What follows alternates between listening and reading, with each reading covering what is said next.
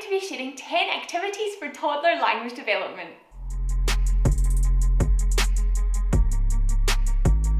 Hi guys, I'm Cara, and many of you will already know that I am mum to a little 2.5-year-old called Ben. He's growing up with both English and German, so we put a huge emphasis on language development in our household, and I'm a language teacher, so I have quite a lot of experience in supporting this. I have already made 2 videos showing language development activities for toddlers, so I will link those above and below in case you want a little bit more inspiration as well. I also made those when Ben was 1, and now that he's 2, I feel that we can actually cope with a lot more language in a lot of the activities, so today's video is definitely more suitable for a slightly older toddler, perfect for a 2-year-old. I just want to say before we begin that I am not a speech and language therapist. Every toddler does totally develop at their own pace, but if you are worried about your little one's speech, if you're in the UK, then it's definitely worth speaking to your health visitor or GP or whatever the equivalents will be where you are. So let's get started with my 10 activities for language development for 2-year-olds. Activity number 1 is a photo diary. Now, I should mention that when your child is becoming more confident with language, you're trying to make sure that all the activities aren't just focusing on nouns, on things, and introducing individual pieces of vocabulary. You're really trying to put things together, introduce adjectives and verbs, and encourage them to have real conversations. And this activity is absolutely perfect for that. It's very simple. You just take pictures of your child throughout the day. This is obviously really easy on your phone, or I used an iPad so that you'd be able to see on screen what we did. Then at the end of the day, you'll look through the photos with your little one and talk about what they did and what they see on screen. And what kind of fruit and vegetables do you sell in your shop? It's aubergines and fruit. This is just fantastic for stimulating conversation, and it's also really nice for me to do with Ben at the end of the day when I've been working and he spent the day with Thomas, because it actually lets me hear about his day too and ask questions, and is a really lovely way to end the day. Another version of this is to look at family photo albums together which feature your little one and talk about where they've been and what they've seen. Some of ours, I'm sure that Ben doesn't actually remember being on that holiday, but he still loves to see the pictures and chat about them. Me and a volcano. That's you and a volcano, yeah.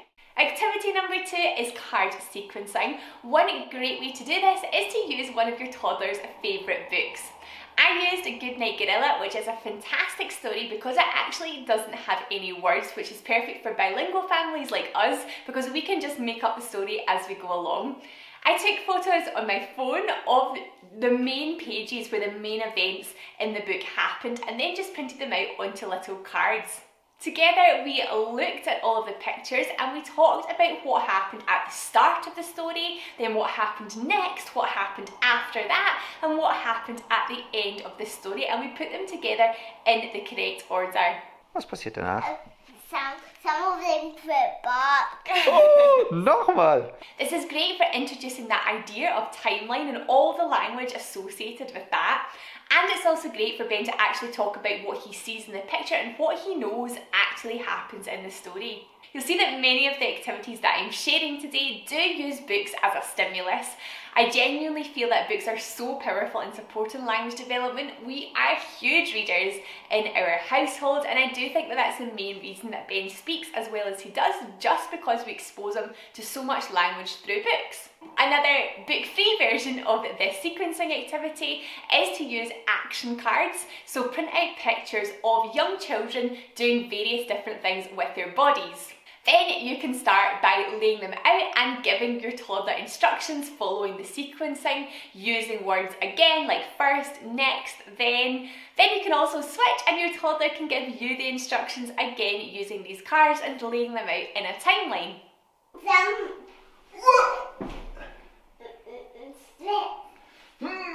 This one's great for getting little ones moving and getting them to follow and give instructions.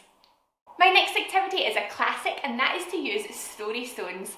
Now you can buy so many different sets of these on different vocabulary themes. You can make your own. The ones that I'm going to show you us using today are emotion stones. So they have pictures of faces which are happy, sad, angry, surprised, and what we love to do is pull them individually and talk about how that person looks like they're feeling and why they might be feeling like that. Why is he surprised? A dog.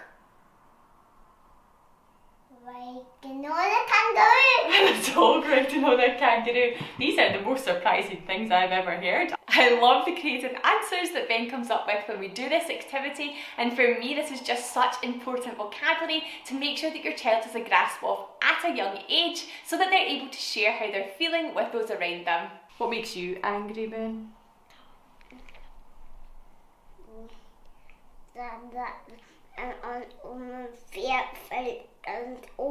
Oh, when your horse falls down.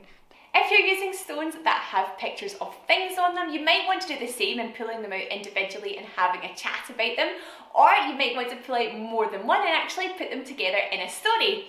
That's something that you'll definitely have to model for your child first, so you'll be the one making up the story that links them. But after your child has done this activity a few times, they will begin to come up with their own ideas too. Activity number 4 is to set up some small world play which is based on a book. We have an animal daft toddler, so lots of Ben's favourite stories do focus on animals, so we use Ben's Schleich animals. The book that I'm going to use as an example for this is Lars the Little Polar Bear. Now if you have a bilingual little one, I would totally recommend checking out this company. They're called Bilibri and they have lots of bilingual editions of really classic children's stories. This one is obviously the English and German version, but it's fantastic because it means you have the exact same story in both languages. We present Ben with the animals which are the main characters of this story and some of the landscapes, the sand, the sea, the ice, and then Ben plays with them and can act out the story. Sometimes he does do that following the sequence of what the characters do within the book. Sometimes he is incredibly creative and his characters do something completely different. But the important thing here is because he has read the book, he has the language he needs to make his characters talk throughout the whole play, which is amazing. Please, Orca, can you take me back home? You can climb on my back. Oh, thank you. Another option here is to use puppets. These could even be homemade puppets that you've painted onto the back of wooden spoons.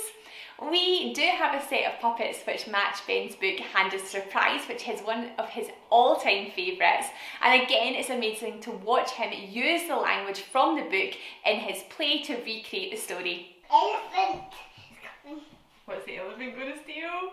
The mango.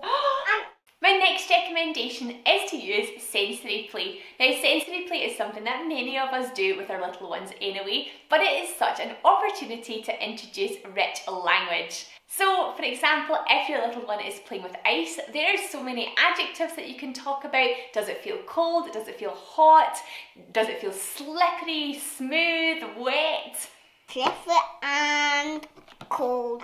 Slippery and cold. I find that one of the easiest sensory play activities is to get your little one involved in cooking. That can just be letting them smell the spice jars before you add them, getting them involved in simple activities like juicing a lemon or orange, which again have really strong smells and flavours, and just letting them taste food as they go along and describing what it tastes like. Ben is a little bit odd in the fact that he really loves to eat lemons. So sour. It's so sour, is it? My next activity is probably the simplest, but I would argue the most effective, and that is just to talk about what you see in pictures as you are reading books. So as we go through it, I'll ask Ben what he sees or what he thinks is happening in a picture, and he delights in telling me what the characters are doing, especially after you've read a book a few times and he's really familiar with the characters. Where's everyone looking? And the table and the top mug and the door and the jar and the bin and the box. And by you doing this too and you describing what you see in some of the pictures, you're able to introduce even more rich vocabulary to your child on top of the amazing language they're already getting from the story. And next we have role play, another classic, but again, such a powerful one. This could be role play based in real life. So for example, we love to play shops and Ben sets out his wooden food and we go to buy things from him in the shop. Really great for the kind of language that you need in day-to-day life. Hast du noch irgendein Obst vielleicht zum Nachtisch? Birne. Eine Birne. Equally, this could be roleplay based on a book. Now this is Ben's favourite form of roleplay and we are asked to be 20 different characters in the course of the day. It's also amazing because so much of the language they need for this roleplay has already been introduced through reading books, and actually sometimes it scares me how much of a book Ben will recite word for word in this type of roleplay. Buffalo. We said buffalo. A gruffalo? What's a gruffalo? He has no knees. The boy running. You can also enhance this play with some dressing up costumes. Now these don't need to be anything fancy. We have just coloured scarves which Ben loves to use for this purpose, and we have a few different animal head dresses, but quite often Ben will just find things around the house that are his props and costumes for this type of role play. This activity is something that has been completely child-led in our household. It really was Ben who started to act out many of the stories that he reads. And I also think, again, creativity comes into play here because often his stories will end in a completely different way from what they actually do in the book. Another classic at number 8 is to play Simon Says, or Kommando Pimperle in German, where you're asking them to follow different instructions, touch body parts. You could even get them to run to different rooms of your house. Or Simon says, turn right in a circle. Obviously, you can be the one who starts out giving the instructions, directions, and then as your toddler builds in confidence, they can start being the ones giving the instructions too. My next activity is making comparisons, which is a great way to introduce the language necessary for early mathematical concepts. For this activity, you can use anything that varies in size, stacking cups, stacking rings, or I love to use sorting eggs. Here I talk about how they feel, their weights, their colours, their sizes, and then I encourage Ben to do the same with a series of questions. This one, is it bigger or smaller? Bigger. Yeah. Again, it's amazing to see where the language goes with this and what your toddlers come up with. For example, Ben telling me that the biggest chicks are going to hatch out the biggest eggs and the smallest chicks are going to hatch out the smallest. And my final activity is something that I call Advanced I Spy. Now, I have talked about versions of I Spy before in previous videos, where I just say what I see and see if your toddler can find it as well. However, with Advanced I Spy, I describe something that I see to Ben and see if he can work out what it is. I spy with my little eye something that's black and white and likes to eat bamboo. A panda. A panda! As your toddler develops in confidence with that too, they can start to describe things. Fantastic for descriptive language, and you have to guess what it is. It likes to climb. And it likes trees. to climb trees. Oh, is it a koala? Yeah. Yeah! Biggest animal. The biggest animal. Is it the biggest animal in the whole world? Yeah.